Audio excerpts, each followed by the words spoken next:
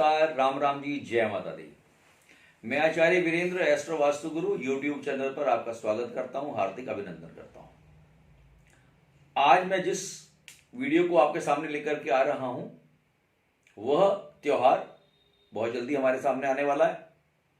कार्तिक मास की शुक्ल पक्ष की जो षष्ठी है, जिसको हम छठ पर्व कहते हैं, छठ मैया का जो त्योहार है ये हम लोग मनाते हैं।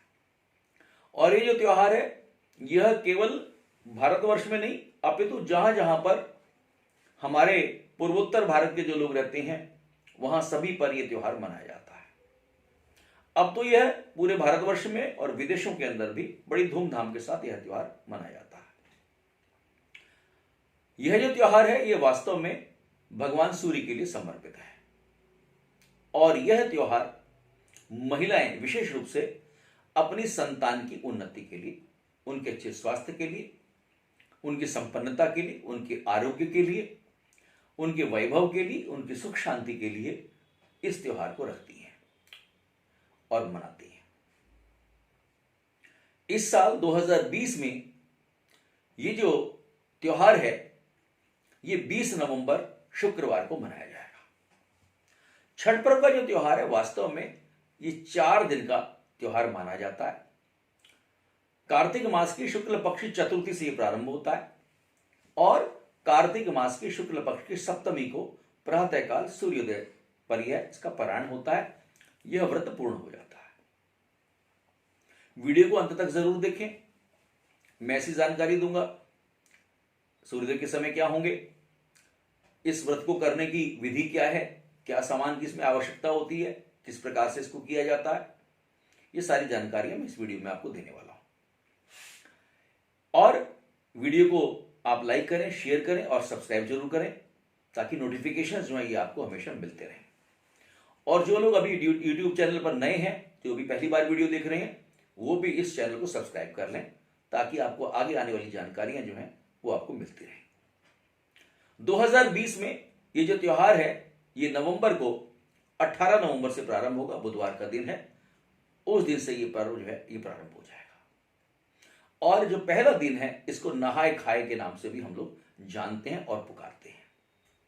भारत में विशेष रूप से यह जो त्योहार है बिहार, उत्तर प्रदेश और जो झारखंड है वहां पर ज्यादा इसको धूमधाम से मनाते हैं, किंतु पूरे भारतवर्ष में भी और जो विदेशों के अंदर जो लोग रहते हैं वो भी इस पर्व को मनाते हैं।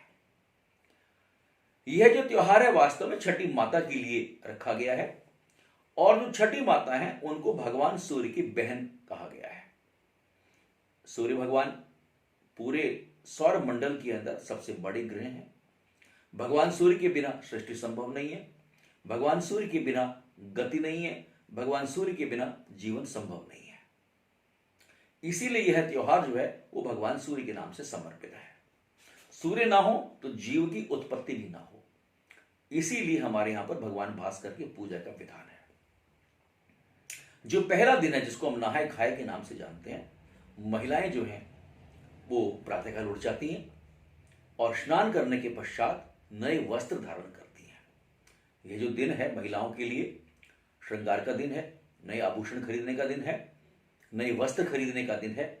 स्नान करने के पश्चात वो नए वस्त्र को धारण करती हैं और शाम के समय केवल शाकाहारी भोजन। इस दिन की सबसे बड़ी विशेषता यही है कि हर स्त्री पुरुष शाम को जो है वो शाकाहारी भोजन करता है।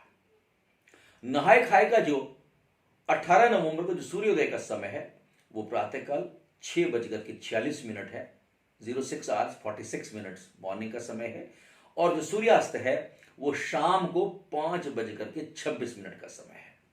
ये जो समय है ये शहरों के अनुसार अलग अलग भी हो सकते हैं। आप इस वीडियोस में मेरा एक नंबर भी देख रहे हैं। विदेशों में जो लोग बैठे हुए हैं, चाहे वो थाईलैंड में हो, सिंगापुर में है, मलेशिया में है, दुबई में है, यूरोप के अंदर नॉर्वे में है, स्वीडन में है, हॉलैंड के अंदर है, इसके अलावा लंदन के अंदर लोग बैठे हुए हैं। विदेशों में वो मुझसे सीधे भी संपर्क कर सकते हैं। वैसे मेरी प्रयास रहेगी कमेंट बॉक्स में और नोटिफिकेशंस के अंदर भी वो टाइमिंग्स आपको ये मिलते रहेंगे ताकि आपको किसी प्रकार की कोई समस्या नहीं। अलग से भी जानकारी आपको देने का हम प्रयास करेंगे वीडियोस में कि हर शहर का जो है उस समय क्या क्या रहने वाला है। सूर्योदय और सूर्यास्त का समय अलग अलग शहरों में भिन्न हो सकता है, किंतु दिल्ली के लिए हमने ये जानकारी दी है सामान्यतः जो सूर्योदय और सूर्यास्त का जो समय है। दूसरा जो दिन है जिसको हम खरना कहते हैं, लोहंडा भी कहते हैं इसको हम, जो दूसरा दिन है, इस दिन महिलाएं पूरा दिन व्रत रखती हैं, पूरा दिन व्रत रखती हैं और शाम के समय जो है वो चावल और गुड़ की खीर बनाई जाती है, ऐसा प्रसाद बनता है।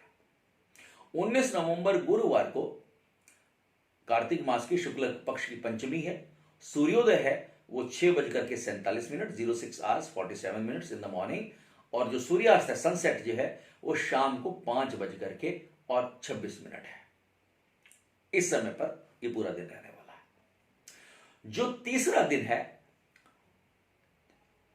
जिसको हम छठ पर्व का जो प्रसाद उस दिन बनेगा, उस दिन हम जो डूबता हुआ सूर्य है उसकी आराधना की जाती है। स्नान करके तालाब में, पोखर के अंदर लोग खड़े होते हैं और भगवान सूर्य की आराधना करते हैं। उस दिन प्रसाद रूप में चावल के लड्डू हैं और एक बांस की टोकरी है। उसी टोकरी के अंदर वो प्रसाद जो है वो रखा जाता है और उस टोकरी की ही पूजा ये की जाती है। महिलाएं जो है वो व्रत रखने वाली महिलाएं हैं, वो तालाब पर, नदी पर या घाट पर जाती हैं और स्नान करके जो डूबते हुए सूर्य हैं उसकी आराधना, उसकी पूजा, उनको अर्घ जो है वो दिया जाता है। 20 नवंबर शुक्रवार जो छठ पर्व का जो मेन दिन है, जिसको हम विशेष रूप से उसी दिन को मानते हैं, उस दिन सूर्योदय है वो 6:48 का है और जो सूर्यास्त है वो 5:26, ये शाम का समय है। इस त्योहार का जो परायण है वह सप्तमी तिथि को, जो उसका आखिरी दिन है, उस दिन प्रातः काल जब सूर्य उग रहा होता है, उस उगते हुए सूर्य की जो पूजा है, आराधना है, वो की जाती है। और पूजा के बाद जो प्रसाद हमने घर के अंदर बनाया है उस प्रसाद को खुद भी ग्रहण करते हैं और वही प्रसाद जो है वो बड़ी श्रद्धा पूर्वक सबको बांटा जाता है। उसमें मूली है, शकरकंद है, लौकी है, गन्ना है, ये सारे के सारे जो फल हैं, ये उस दिन प्रसाद के रूप में उनकी पूजा होती है और वही प्रसाद का जो वितरण है वो किया जाता है।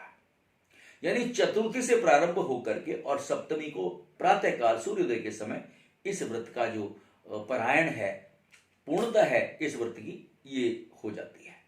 सप्तमी तिथि को 21 तारीख शनिवार को जो सूर्योदय है वो सुबह 6:49 पर है और जो सूर्यास्त है वो शाम को 5:25 का है। ये जानकारी आपके लिए महत्वपूर्ण होगी, ये जानकारी आपके काम आई होगी, सभी श्रद्धालुओं को इसका लाभ मिला होगा, ऐसा मेरा विश्वास है। आगे भी हम आपको इसी प्रकार की जानकारियां जो हैं एस्ट्रो वास्तु गुरु जो हमारे यूट्यूब चैनल है उसके माध्यम से हम आपको देते रहेंगे और इस सारी जानकारी का लाभ आपके अपने जीवन के अंदर बड़ा काम आएगा, ऐसा मेरा विश्वास है। छठ पर्व की आपको मेरी ओर से बहुत सारी शुभकामनाएं और आशीर्वाद। छठ पर्व जो मैया है वो आपके जीवन के अंदर सुख, समृद्धि, मान सम्मान, पद प्रतिष्ठा, ऐश्वर्य और आरोग्य लेकर के आए, आपकी संतान हमेशा स्वस्थ रहे, ऐसी मेरी छठ मैया से प्रार्थना है। नमस्कार, राम राम जी।